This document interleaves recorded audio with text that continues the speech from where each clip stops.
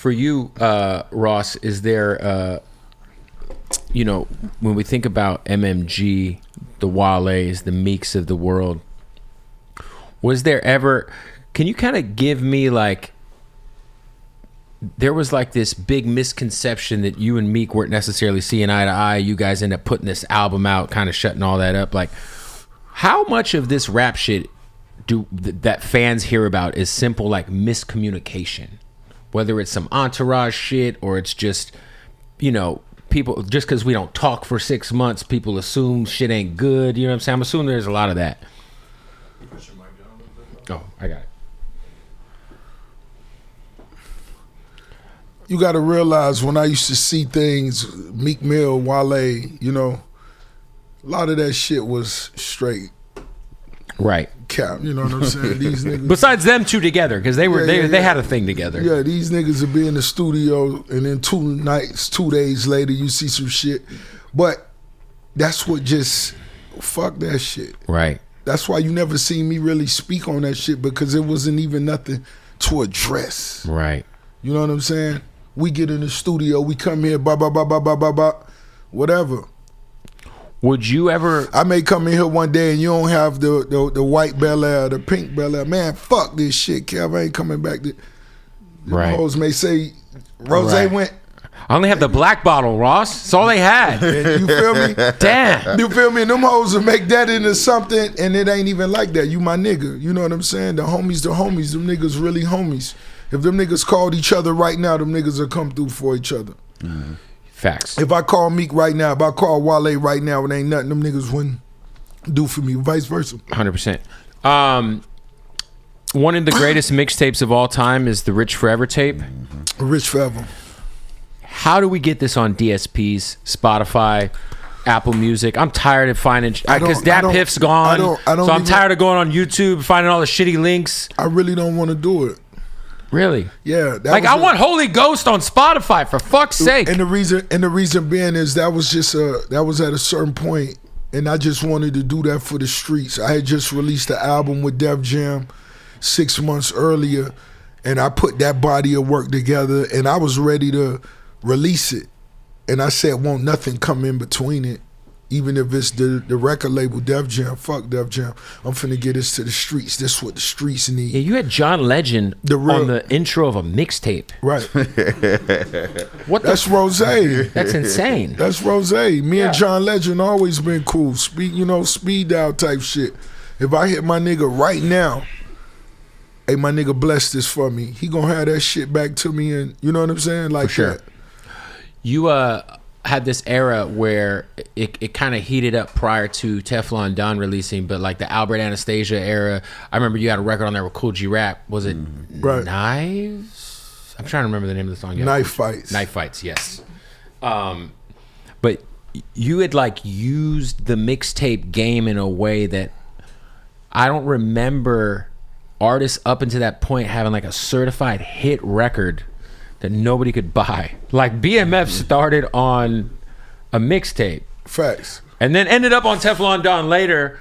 But it was kind of like the first time that had ever really, really happened where like, there were buzzing mixtapes people loved that, obviously people were downloading. But like, I feel like that was the first time where like a cultural anthem, the hottest song in the streets, was something that wasn't even out yet, but you had to go find a Z-Share link or a MediaFire link online, or go hit the Dat Piff for biggest. What was that like, man?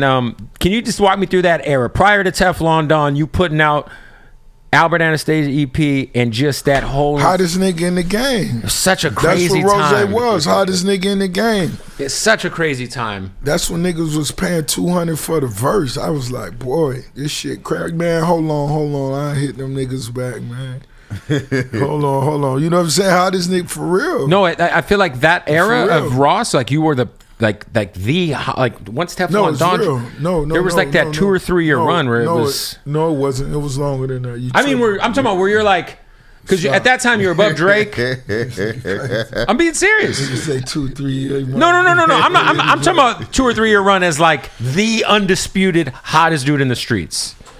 In the game. Yeah, we had fun like that. And that's what it was for me. You know what I'm saying? Because at some point, as a boss, when you really got a boss mindset, once you achieve certain things, once you get your paper right, at that point it's for the sport. It's just like coming to a concert or something. It ain't no stress, nigga. It's just about what joggers you had on and what sneakers. Because this shit is for love, you know what I'm saying? You forget what you even charge these niggas to come do certain things. That's when you just text your sister, how much was this shit for? Yeah, this shit was cool. You know what I'm saying? Yeah, playing this shit automated. Yeah. At some point, as a young hustler and as an artist, that's how I want you niggas to approach it. At a certain point, you put yourself in the position where when you doing this shit, nigga, you doing it. You know what I'm saying? Yeah, I mean, I feel like you also got to have a team that you trust. You got to have a team that you could trust. That's without a doubt. That's the only way. That's where the longevity comes in at. Because if you the type of motherfuckers who think you could fire someone every 6 months and continue to start over, you setting yourself up for huge failures. For sure. Not only that, you're not inspiring the rest of the niggas on the team. You got to show niggas the rewards of staying down, staying loyal, being committed. You got to let them know the possibilities, not the fake promises, but let them know the possibilities of continue to growing and possibly getting put in other positions as a reward for that loyalty. Nino, has there been anything you've been able? Because obviously you're I'm sure an entrepreneur in your own right. But what is just being around Ross this short amount of time? Is there any things that you picked up that you're like, I can apply this to my shit, whether it's music, whether it's personal life, whatever? The main thing it'd be like I was just then, you feel me? Like dog was taking off. I'm picking up what he putting down. It don't even always be necessarily about learning something new so much as reinforcing what a nigga already know. Yeah. Cause you know what I'm saying? Like the people that you be around, if they ain't on their shit, that could take you off your square. You know what I'm saying? So if you around nigga that's on it 24/7, 365, really 24/8, 25/8, you know what I'm saying? Sacrifice too with that. Yeah, man. it's gonna stay on your mind. It's just gonna be a little bit more. Like, it's one thing to be that too when you're coming up and you're hungry. It's another thing to be that way when you're already.